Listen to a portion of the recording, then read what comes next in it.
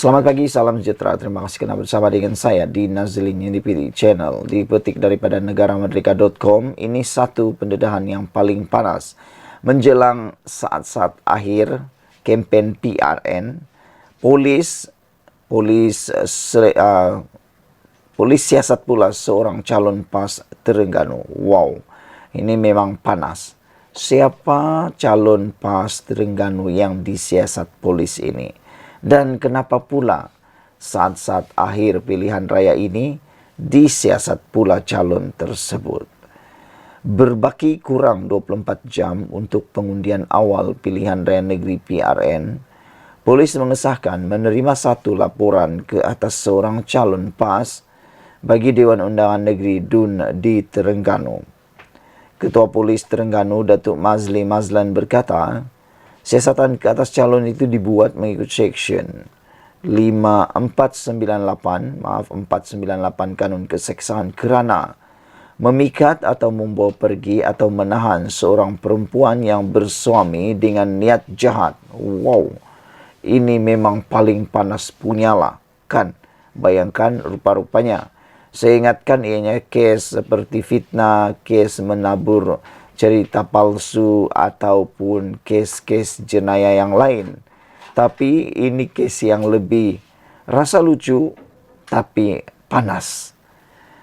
Menurut Ketua Polis Terengganu, Datuk Mazli Mazlan, beliau berkata siasatan itu dibuat mengikut Seksyen 498 Kanun Keseksaan kerana memikat atau membawa pergi atau menahan seseorang perempuan yang bersuami dengan niat jahat. Oh, ini bukan satu dakwaan yang ringan. Ini satu siasatan yang amat berat kerana ia melibatkan seorang perempuan yang sudah bersuami. Oh, ini bukan janda nih. Ini aku rasa lah kan dia ada suami. Aduh. Beliau turut memaklumkan siasatan masih lagi di peringkat awal. Laporan sudah diterima dan siasatan sedang dijalankan, katanya ketika dihubungi Esther Awani di sini pada Isnin. Mazli memberitahu ahli politik terbabit juga telah dipanggil untuk direkodkan kenyataan. Seksyen 498 Kanun Keseksaan itu memperuntukkan hukuman penjara hingga 2 tahun atau denda atau kedua-duanya sekali jika sabit kesalahan. Tak sangka saudara-saudara, hal begini pun boleh berlaku juga rupa-rupanya dalam calon atau pilihan raya. Tak sangka akan ada laporan polis berkaitan dengan kes seperti ini. Tak pernahlah saya nampak sebelum ini seorang calon disiasat mengikut Seksyen 498 Kanun Keseksaan kerana memikat atau membawa pergi atau menahan seseorang perempuan yang bersuami dengan niat jahat. Apa niat jahatnya pun saya tak tahu. Hanya polis yang tahu. Tapi anda boleh tinggalkan komen anda untuk isu kali ini. Calon PAS Terengganu disiasat polis kerana siasatan berkaitan laporan memikat atau membawa pergi atau menahan seseorang perempuan yang bersuami dengan niat jahat.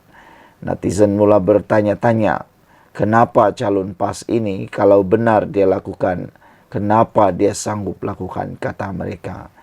Sekian dulu untuk kali ini. Jangan lupa tinggalkan komen anda, tekan butang subscribe. Kita jumpa lagi. Bye-bye.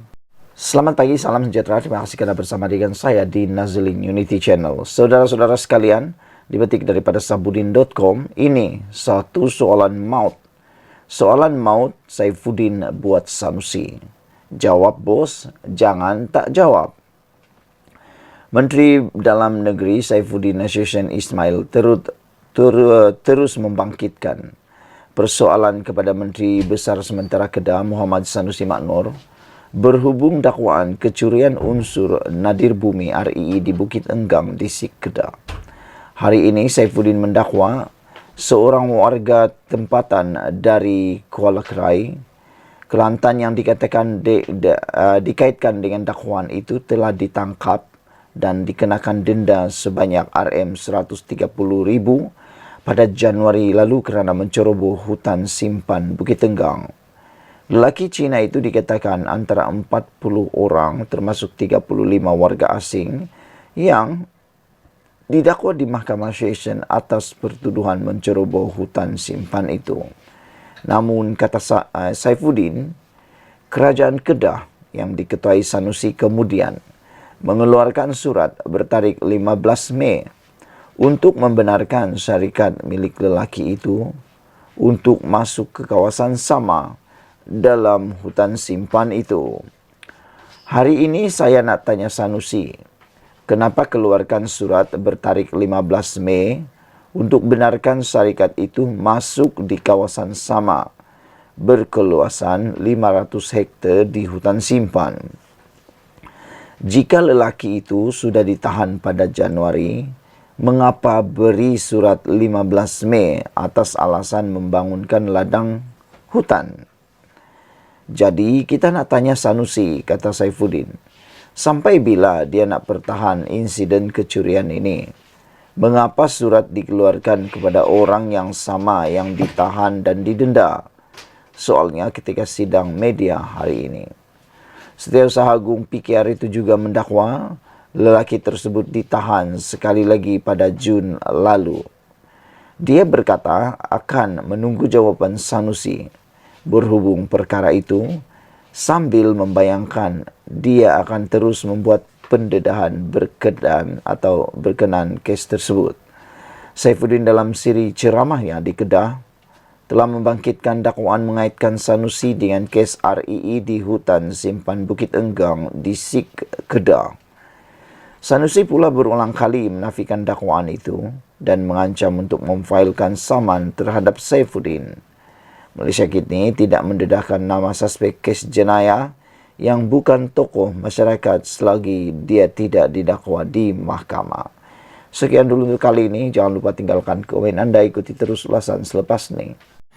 Selamat petang, salam sejahtera. Terima kasih kerana bersama dengan saya di Nazilin Unity Channel. Saudara-saudara sekalian, rupa-rupanya ini punca menantu Muhyiddin dikejar ataupun diburu oleh SPRM. Dan ramai netizen yang bertanya-tanya, kenapa menantu Muhyiddin ini dicari oleh SPRM dan apakah punca beliau diburu? Dan menurut laporan baru-baru ini yang telah pun kita bacakan dalam media sosial, dinyatakan bahawa anak Muhyiddin telah pun keluar negara dan sehingga waktu ini belum ada laporan ataupun belum ada dokumen yang menyatakan beliau telah masuk semula ke negara ini. Oleh sebab itulah SPRM mencari anak menantu Muhyiddin ini, dan Fahmi Fazil daripada Pakatan Harapan menyatakan bahawa kalau Muhyiddin benar-benar nak bantu Malaysia, beliau diarahkan atau disarankan untuk mendedahkan kedudukan lokasi anak menantu beliau itu bagi membantu siasatan SPRM. Dan rupa-rupanya ini dia saudara-saudara sekalian, punca utama anak menantu Muhyiddin ini diburu atau dicari oleh SPRM. Dana RM 10 juta. Punca SPRM mahu jumpa menantu Muhyiddin dan peguam. Rupa-rupanya ia berkaitan dengan dana yang berjumlah 10 juta ringgit. Dan itu sebabnya SPRM mahu berjumpa anak menantu Muhyiddin ini dan juga peguam itu. Dua individu yang dicari Suruhanjaya Pencegahan Rasuah Malaysia SPRM berkaitan siasatan kes, projek pendaftaran, pengambilan dan penyimpanan biometrik pekerja asing di sebuah kementerian dipercayai ada kaitan dengan penyelewengan membabitkan jutaan ringgit. Penyelewengan dan dana berjumlah kira-kira RM 10 juta itu dipercayai membabitkan kutipan caj pas lawatan kerja sementara PLKS yang dibayar kerajaan kepada sebuah syarikat. Menurut sumber SPRM, dana dianggarkan bernilai RM 10 juta itu sepatutnya dibayar kepada pemegang sukuk, namun dia dikatakan diseleweng. Dia dikatakan diseleweng beberapa individu untuk kepentingan diri sendiri. Siasatan mendapati pihak syarikat secara diam menukar akaun bank untuk penerimaan bayaran.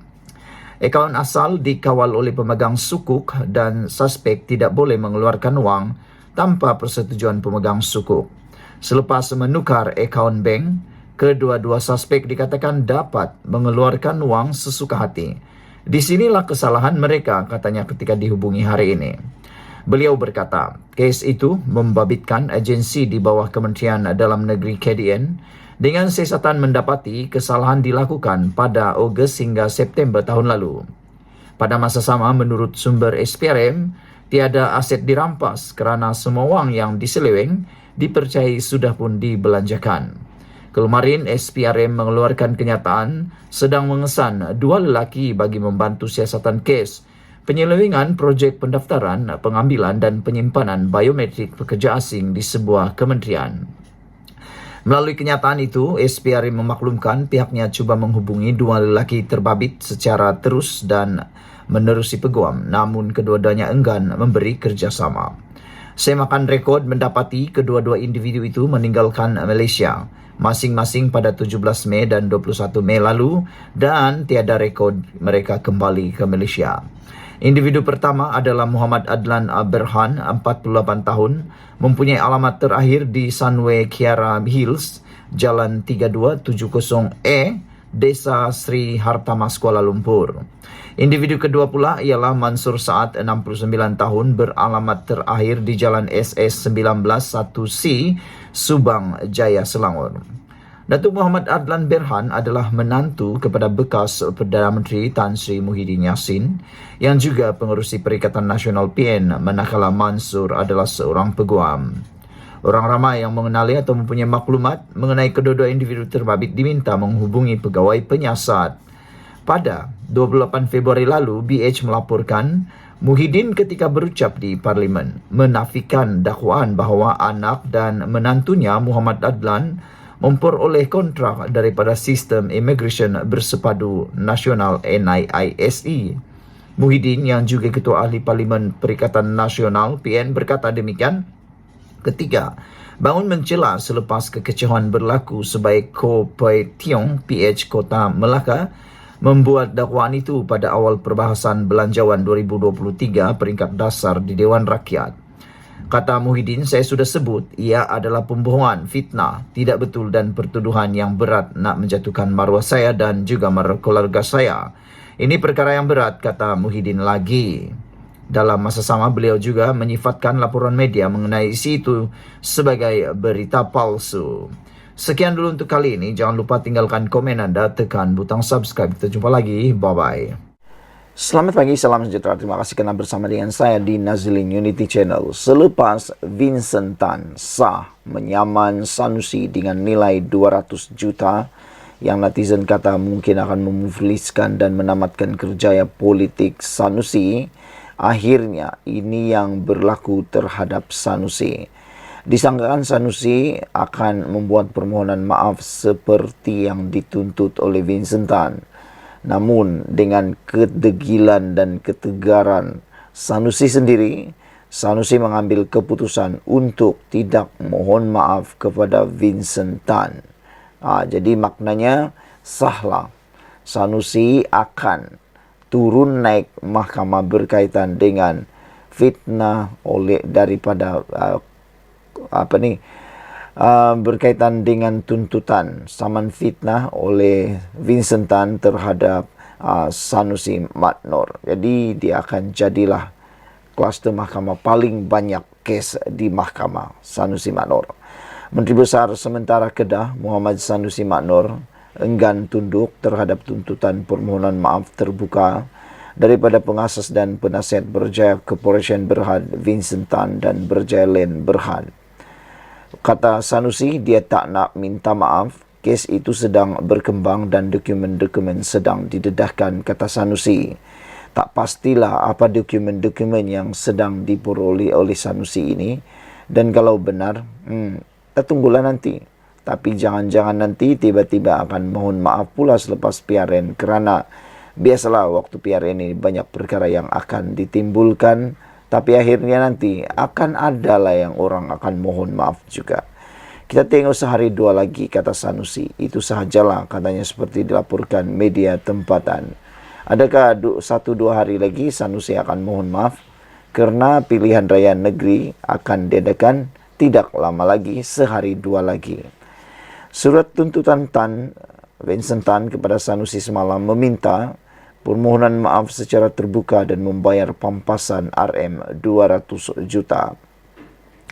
Surat itu memberi Sanusi sehingga tamat waktu bekerja hari ini untuk bersetuju dengan tuntutan mereka. Ini adalah berhubung dakwaan Sanusi mengenai proyek pembersihan Sungai Klang. Dalam surat yang dikeluarkan melalui firma Undang-Undang Perry Chua and Associates, Peguam Tan menegaskan bahawa dakwaan Sanusi adalah jelas palsu, tidak benar, tidak wajar, tidak berasas dan berniat jahat terhadap anak guam kami.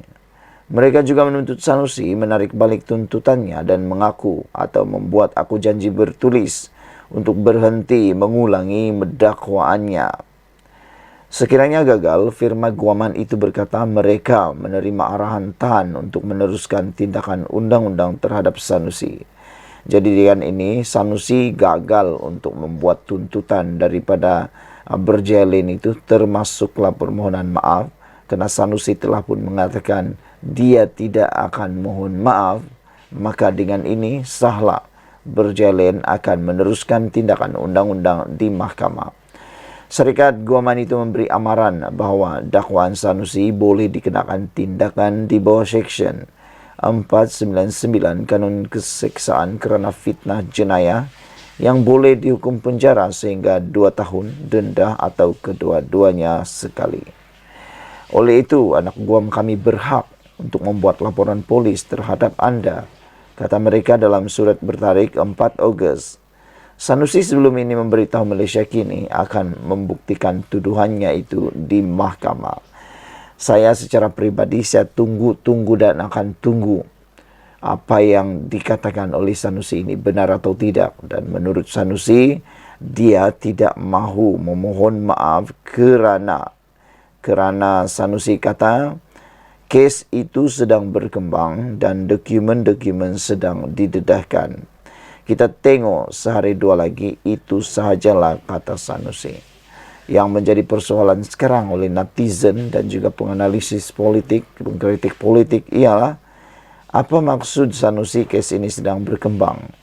Adakah maksudnya kes itu sedang berkembang kerana sekadar panas-panas di telinga para pengundi, ataupun memang benar kes itu telah pun mempunyai bukti dokumen yang sedang diperlukan?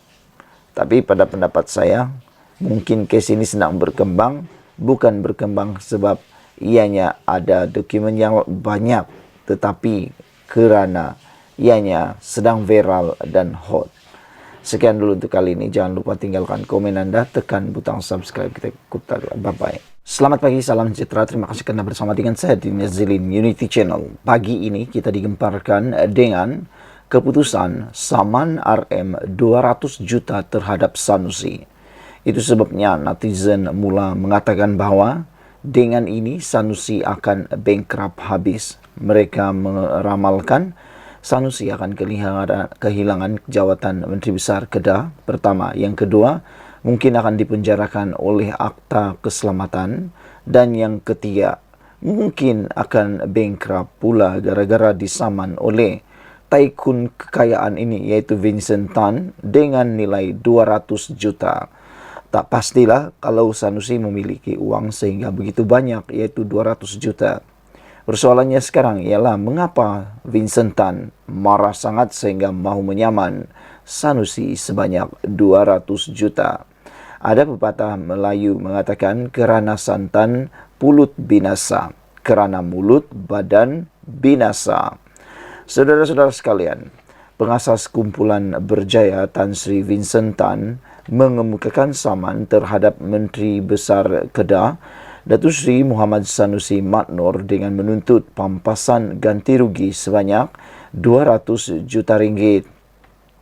Ia susulan kenyataan berunsur fitnah didakwa dibuat Muhammad Sanusi mengenai projek Gerbang Maritim Selangor SMJ. Kumpulan berjaya dalam satu kenyataan berkata, satu surat tuntutan telah dihantar kepada Sanusi pada 5 Ogos lalu, menuntut beliau menarik balik kenyataan itu tanpa syarat. Syarikat itu juga menuntut Sanusi agar memohon maaf secara terbuka, memberi jaminan tidak mengulangi tuduhan itu dan membayar pampasan sebanyak 200 juta. Sekiranya Sanusi gagal mematuhi tuntutan itu menjelang 8 Ogos ini, satu tindakan undang-undang akan diambil terhadap beliau. Pada masa sama, Vincent dan Berjelen turut membuat laporan polis terhadap Sanusi dan beberapa individu seperti blogger Murray Hunter, Badrul Hisham Shaharin, lebih dikenal sebagai Cikgu Bad, dan Raja Petra Kamarudin atas penerbitan kenyataan-kenyataan fitnah terhadap SMJ menurut kenyataan itu pada Isnin. Sementara itu, Vincent Tan berkata, kenyataan-kenyataan fitnah itu telah mencerminkan integriti, reputasi dan imej beliau serta Berjelen. Tuduhan-tuduhan yang dilemparkan ini telah menimbulkan keraguan dan mencetuskan syak sangka tanpa sebab mengenai usaha perniagaan serta inisiatif kedermawanan yang sah. Kami ingin menyampaikan mesej yang jelas bahawa sesiapa yang membuat sebarang kenyataan yang berbau palsu dan mencerminkan imej kami tidak akan dipandang endeng. Dan kami ingin pihak yang terlibat bertanggungjawab atas tindakan mereka, kata beliau lagi. Untuk rekod, Sanusi yang juga pengarah pilihan raya PN kini berdepan dengan beberapa kes di mahkamah dan juga tuntutan saman. Ini sebabnya ramai netizen mengatakan bahawa Sanusi selepas PRN ini akan digelar sebagai Raja Turun Naik Mahkamah. Manakan tidak digelar Raja Turun Naik Mahkamah kerana kes yang beliau hadapi setakat ini sudah pun mencecah 6. Dan kalau tak silap, ada 6 semuanya. 2 yang sah didakwa di bawah akta keselamatan ataupun akta hasutan. 3 lagi ialah saman daripada Anwar Ibrahim dan beberapa saman yang lain termasuk Amiruddin. Dan yang terbaru ialah saman Vincent Tan. Sekiranya semuanya ini berjalan serentak, pastilah kini Sanusi akan turun naik mahkamah untuk menyelesaikan kes tersebut. Jadi netizen mula bertanya-tanya, bila masa Sanusi akan dapat mentadbir negeri Kedah kalau dia menjadi Menteri Besar sekali lagi? Bilakah masanya Sanusi akan berada di pejabat, kata mereka, kerana kesibukan turun naik mahkamah? Itu persoalan yang dilemparkan oleh netizen akibat daripada beradanya selonggoknya saman dan kes mahkamah terhadap Sanusi. Pada 17 Julai lalu, beliau didakwa di Mahkamah Session atas 2 tuduhan mengeluarkan kata-kata menghasut berhubung isu pelantikan Menteri Besar Selangor dan berhubung penubuhan kerajaan perpaduan dalam satu ceramah. Beliau didapati melakukan perbuatan yang mempunyai kecenderungan menghasut dan menyebut perkataan yang mempunyai kecenderungan untuk membangkitkan perasaan tidak setia terhadap mana-mana raja. Selain itu, Sanusi juga berdepan dengan tindakan undang-undang Menteri Besar Selangor Datuk Seri Amiruddin Syari berkaitan ucapan fitnah pada Majlis Jelajah Mega Base sehingga Kedah Sejahtera di dataran Darul Aman Jitra di Kedah. Sanusi mendakwa Amiruddin turut terlibat dalam skandal dengan pengasas kumpulan berjaya Tan Sri Vincent Tan dalam projek pembersihan Sungai Klang. Ekoran itu Berjelen turut membuat laporan polis dan mengambil tindakan undang-undang terhadap kenyataan Sanusi yang dibuat secara melulu dan berniat jahat berkait syarikat itu. Ketua Pegawai Eksekutif Kumpulan Berjelen, Said Ali Sahluhul Ahmed berkata, pihak syarikat secara kategorikal dan tegas menafikan semua tuduhan tidak berasas ketika Sanusi berucap dalam ceramah pada 2 Ogos di Kedah. Sekian dulu untuk kali ini. Jangan lupa tinggalkan komen anda, tekan butang subscribe. Kita jumpa lagi. Bye-bye. Selamat petang, salam sejahtera. Terima kasih kerana bersama dengan saya di Nazilin Unity Channel. Ada orang kata Sanusi dah berehat. Ada orang kata Sanusi tak hadir ceramah kerana nak berehat dan macam-macam lah dakwaan dan macam-macam lah kata-kata yang kita dengar. Termasuklah laporan polis telah dibuat kerana ada ada mendakwa Sanusi di dalam keadaan yang bahaya dan sebagainya. Rupa-rupanya bukan itu yang berlaku. Ini yang berlaku. Ikuti terus ulasan kali ini. Anda share kepada ramai orang. Sebenarnya ini yang mungkin berlaku. Dinasihatkan kurangkan aktiviti. Sanusi kini disedari adalah liability. Rupa-rupanya macam yang saya kata sebelum ini, oleh kerana kelantangan dan keceluparan, kadang-kadang celuparnya mulut Sanusi ini, menyebabkan beliau terhimpit, terjerumus dalam masalah kepada diri sendiri. Buktinya, 2 pertuduhan pendakwaan terhadap beliau telah dibuat di bawah akta hasutan gara-gara terlalu sembang kencang. Dan ini kali pula apa yang terjadi, Sanusi kini disedari adalah liability. Anda tahu apa maksud liability? Maksud liability itu ialah bebanan kepada PAS Perikatan Nasional. Dengan begitu banyak serangan mudah kepada Sanusi, peluru-peluru yang boleh ditembakkan kepada Sanusi yang percuma sekarang ini, amat dilihat dengan jelas Sanusi kini adalah liability kepada PAS dan Perikatan Nasional. Pada mulanya, berikutan Menteri Besar Kedah Sanusi Mat Noor tidak muncul dalam beberapa program kempen semalam. Konon dikatakan ketidakhadirannya itu kerana faktor keselamatan. Setiausaha politiknya Afnan Hamidi Taib Azamuddin dilaporkan berkata, Sanusi dinasihatkan tidak berada di pentas ceramah buat masa ini kerana bimbang keselamatannya. Pagi tadi, Menteri Besar ada mesyuarat di Kuala Lumpur yang membincangkan perkara besar. Dan daripada itu, dinasihatkan beliau untuk tidak meneruskan ceramah pada malam ini kerana dipercayai ada perangkap yang dipasang oleh musuh. Perangkap itu menghendaki Menteri Besar kita masuk ke dalam itu. Dia pegang dan buat sesuatu yang tidak dijangka.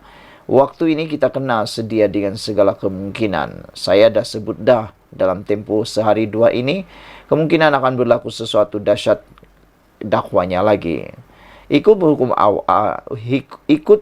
akal, amat tidak logik dan sukar sebenarnya menerima kemungkinan wujudnya suatu ancaman keselamatan terhadap Sanusi. Ini kerana beliau bukan pemimpin yang berbahaya. Sebaliknya, hanya banyak merapu dan buat lawak saja dalam ceramahnya. Pernahkah kita dengar ada pelawak di dunia ini diancam bunuh, hendak ditangkap atau diperangkap oleh sesiapa? Kalau mau dikira, Anwar Ibrahim ketika berkempen PRU 15 lalu jauh lebih popular dan digilai rakyat kemana saja beliau turut berkempen. Tetapi, pernahkah kita mendengar Anwar ada diancam keselamatannya, sehingga beliau membatalkan hadir dalam program-program yang sudah ditetapkan? Tidak pernah kan? Lagipun, Sanusi juga sentiasa dikawal oleh pegawai pengiring daripada PDRM setiap masa. Selain unit amal PAS sendiri sejak sekian lama tidak juga kurang hebatnya dalam memberi kawalan kepada para pemimpin-pemimpin mereka. Jadi, di mana tidak selamatnya Sanusi? Agaknya, lantaran sedar ancaman keselamatan itu memang tidak logik dan boleh membuatkan orang ketawa saja, Sanusi sendiri tampil meredakan keadaan. Katanya, beliau dinasihatkan oleh PAS Kedah untuk mengurangkan aktivitinya. Faktor keselamatan yang dinasihatkan itu antaranya tak bawa kereta laju-laju, semata-mata nak cepat sampai. PAS Kedah ambil langkah untuk mengurangkan aktiviti saya supaya tak terkejar-kejar ke sana sini. Macam-macam boleh terjadi dalam perjalanan, tambah Sanusi lagi. Pula dah. Namun, logika Sanusi diminta mengurangkan aktiviti kempennya kerana bimbang keselamatannya ketika dalam perjalanan. Kalau benar Sanusi ada pengaruh, boleh menambah jumlah undi dan keberadaannya memungkinkan kemenangan cemerlang diperoleh, kenapa dikurangkan aktivitinya? Bukankah sepatutnya diperbanyakkan lagi aktivitinya? Tidak sukar menjangka sebenarnya kenapa langkah itu diambil oleh PAS Kedah. Ia tidak lain kerana Sanusi kini dirasakan sudah jadi liability kepada PAS Kedah. dalam usaha untuk mereka memperoleh kemenangan pada 12 Ogos nanti. Faktor utama tentunya adalah disebabkan isu nadir bumi atau REE yang jelas memperlihatkan beliau banyak berbolak-balik, memusing-musing cakap dan tidak berkata benar berkenaan perkara itu. Ternampak semakin ditekan dan didedahkan satu persatu fakta oleh Saifuddin Nasution Ismail berkenaan REE itu, Sanusi semakin terperangkap dan terbelit dengan kepura-puraannya sendiri. Rakyat mungkin terhibur dengan lawak jenaka dan aksi merapu Sanusi. Tetapi apabila berdepan fakta dan kebenaran adalah tidak mungkin rakyat yang waras boleh menerima pembohongannya yang sebelum itu dengan selamba mengatakan beliau tidak tahu apa-apa tentang REE serta tidak kenal sama sekali dengan warga China yang dikaitkan dengannya itu. Faktor lain ialah Sanusi hanya pandai berkempen dengan melawak dan mengata orang semata-mata tanpa menampilkan tawaran atau apa yang hendak dilakukannya kepada rakyat dalam tempoh 5 tahun akan datang. Kecenderungannya hanya menyalahkan orang lain dan kerajaan pusat. Hello bos, sebagai menteri besar dan kuasa ada kuasa, takkan tak habis-habis letak beban kesalahan kepada orang lain belaka pula. Begitulah. Jadi semoga dengan penerangan ini, semoga dengan penjelasan dan pencerahan ini, Anda kini mula tahu kenapa Sanusi sebenarnya mengurangkan atau dinasihatkan mengurangkan aktiviti berkempen beliau. Tidak logik untuk dikatakan bahawa Sanusi dalam masalah keselamatan kerana beliau sepanjang waktu ditemani oleh bodyguard. Selain daripada itu, juga tidaklah logik untuk beliau mengurangkan aktivitinya itu kerana untuk keselamatan. Bukankah menurut Sabuddin Hussein ini, bukankah di saat beliau popular lah perlu ditambahkan lagi aktivitinya supaya jaminan kemenangan dalam PRN ini akan lebih terjamin lagi?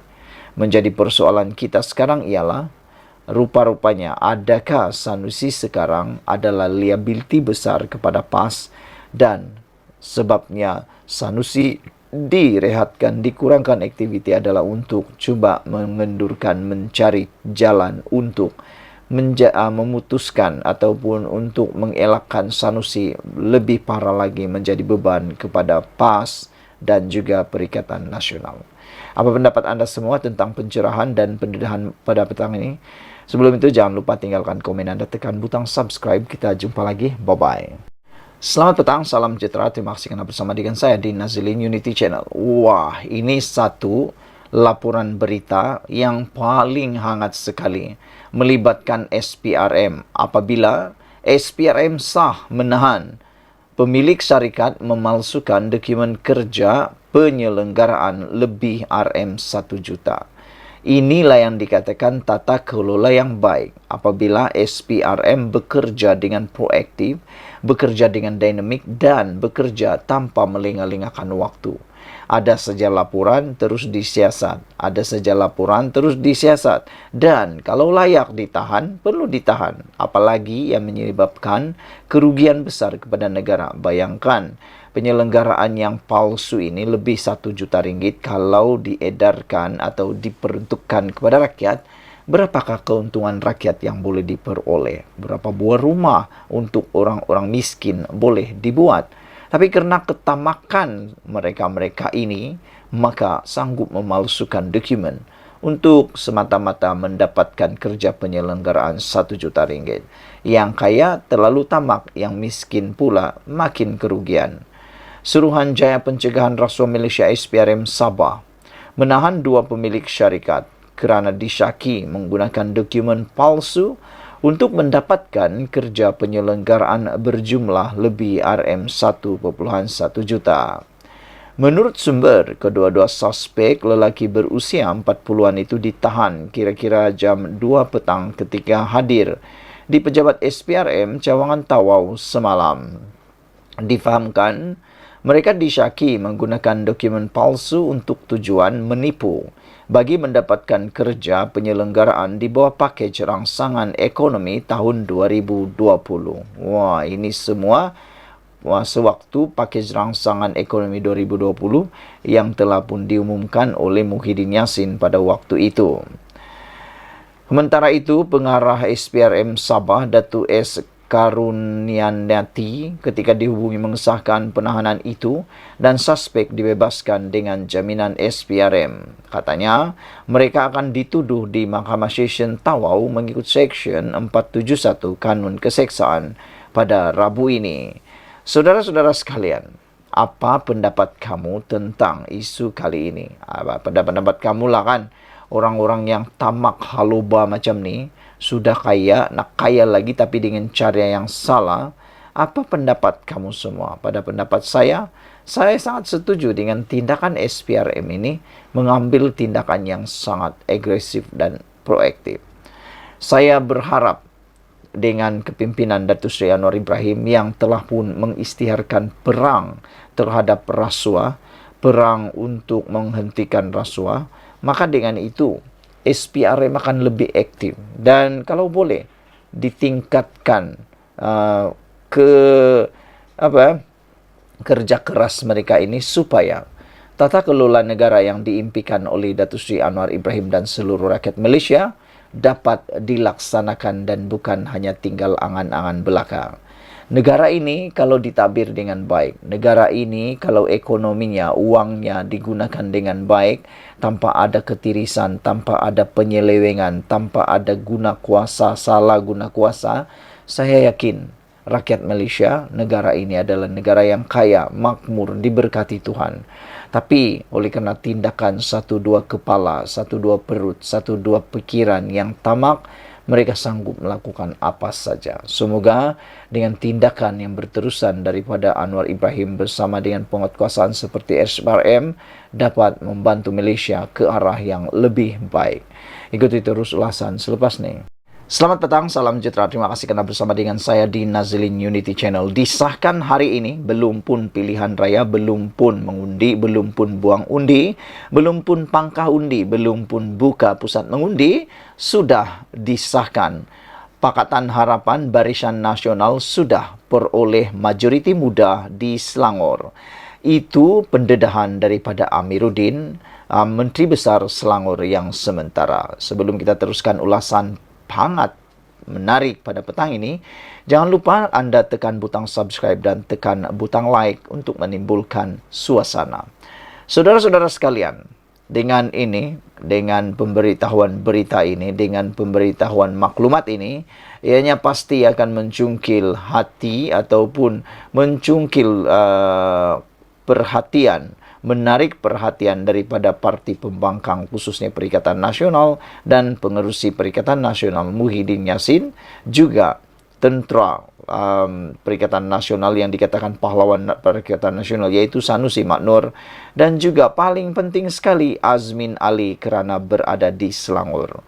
Dinyatakan oleh Amiruddin sekali lagi, gabungan kerajaan perpaduan sudah peroleh majoriti muda di Selangor. Macam mana? Bagaimana ini boleh berlaku sedangkan buang undi pun belum dibuat, pengundian pun belum dibuat. Bagaimana ia berlaku? Ikuti terus ulasan selepas ini. Menteri Besar Selangor, Datuk Seri Amiruddin Syari mendakwa setakat ini Gabungan Pakatan Harapan PH dan Barisan Nasional sudah memperoleh majoriti muda berdasarkan tinjauan dan undian kecenderungan pengundi. Katanya, berdasarkan semakan itu, gabungan parti politik itu kini berada di hadapan berbanding Perikatan Nasional dan kini dalam usaha memperoleh 2/3.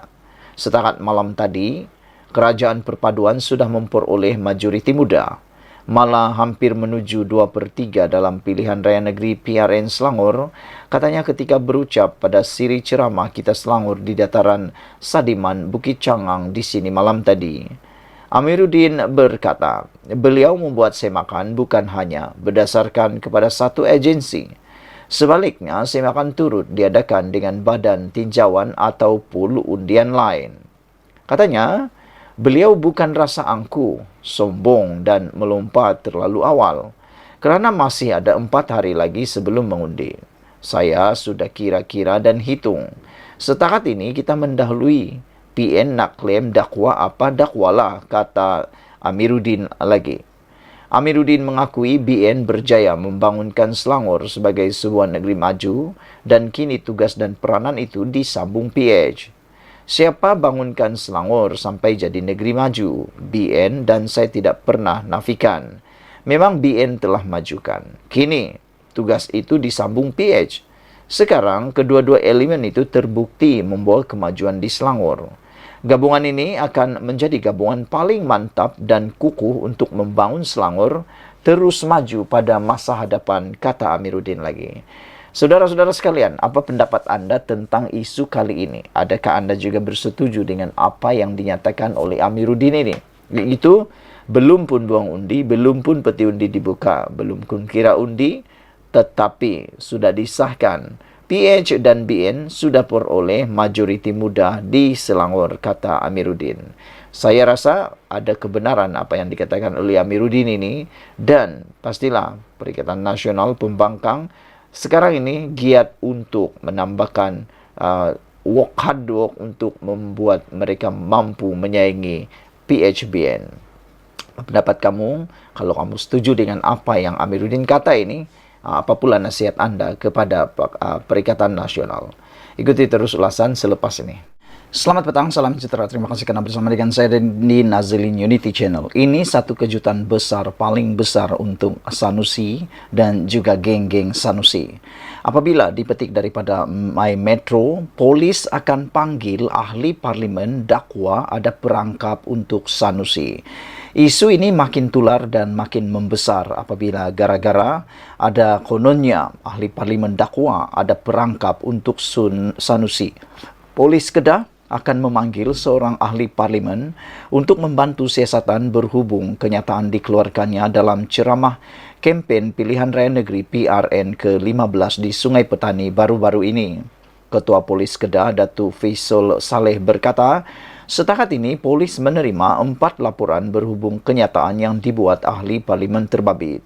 Beliau berkata kenyataan itu dilihat sebagai suatu fitnah dengan niat mendatangkan hianat awam yang boleh menggugat ketenteraman awam dan negara mengait keselamatan diri Menteri Besar Kedah Datuk Seri Muhammad Sanusi Maknor. Setakat ini, 4 individu yang membuat laporan polis sudah dipanggil untuk diambil keterangan. Susulan laporan yang dibuat, siasatan dijalankan mengikut Seksyen 505 dalam kurungan B Kanun Keseksaan dan Seksyen 233 Akta Komunikasi dan Multimedia 1998.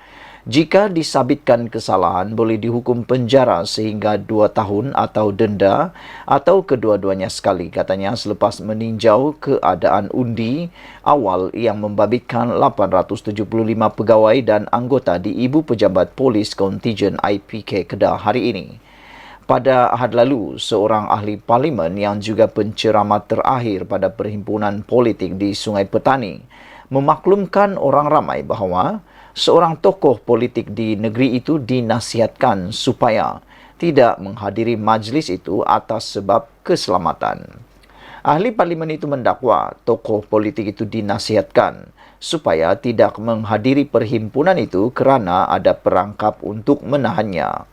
Mengulas lanjut, Faisal turut menasihatkan semua pihak atau parti politik yang menyertai pilihan raya supaya mengelak daripada membangkitkan naratif yang boleh menimbulkan kebimbangan mengenai keselamatan awam. Jangan mengguna kaedah yang boleh membawa kepada gangguan atau spekulasi, kata beliau lagi. Saudara-saudara sekalian, ada netizen dan juga penganalisis politik mengatakan bahawa kalau nak berpolitik, gunalah ide politik bukan dengan menggunakan isu-isu awam yang boleh menimbulkan ketidaktenteraman. Mereka memberikan cadangan. Gunalah ide atau modal dalam kempen seperti kelemahan di dalam kehidupan ekonomi rakyat, mau meningkatkan kualiti hidup rakyat, ketiadaan air, jalan raya maupun peluang pekerjaan atau meningkatkan ekonomi. Itu yang terbaik, kata netizen. Jangan menimbulkan ketakutan pula. Kerana apa beza atau apakah kesudahan dengan menggunakan isu keselamatan? Ianya tidak mendatangkan apa-apa kebaikan, bahkan mungkin akan membawa mudarat kepada rakyat maupun negeri tersebut. Jadi oleh sebab itulah netizen memberikan cadangan dan nasihat supaya sesiapa yang mau berkempen dalam PRN kali ini, gunalah isu yang benar-benar dapat membantu rakyat, meningkatkan kualiti hidup rakyat, memakmurkan negeri maupun negara. Berhentilah menggunakan model atau modal politik yang murahan, yang hanya sekadar mahu mendapatkan publicity ataupun mahu mendapatkan simpati semata-mata.